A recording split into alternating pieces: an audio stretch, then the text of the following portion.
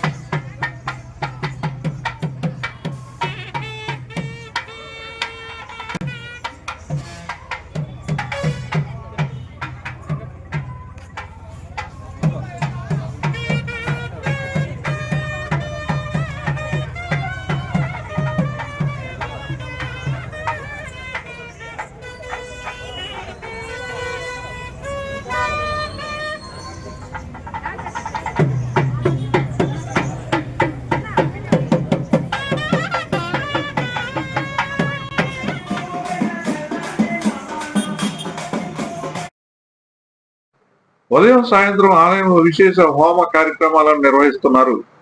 పురవాసులు అడుగడుగున స్వామివారికి కర్పూర హారతులు సమర్పించారు.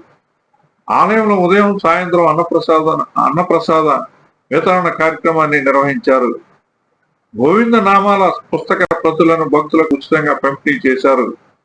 బ్రహ్మోత్సవాలలో భాగంగా 5వ రోజు శనివారం నాడు శ్రీవారి గరుడ సేవను నిర్వహించనున్నారు. గరుడ సేవలో శ్రీవారికి అలంకరించే లక్ష్మీకాసుల హారాన్ని మధ్యాహ్నం 3 గంటలకు తూర్పు మొగసాలిలోని శ్రీ చాముండేశ్వరి దేవి ఆలయం నుండి శోభయాత్రగా ఆలయానికి తీసుకొచ్చి గరుడ సేవలో స్వామివారికి అలంకరించడం జరుగుతుందని ఆలయ ఇన్స్పెక్టర్ కృష్ణమూర్తి తెలిపారు. ఏవి9 టీవీ న్యూస్, పొంగనూరు.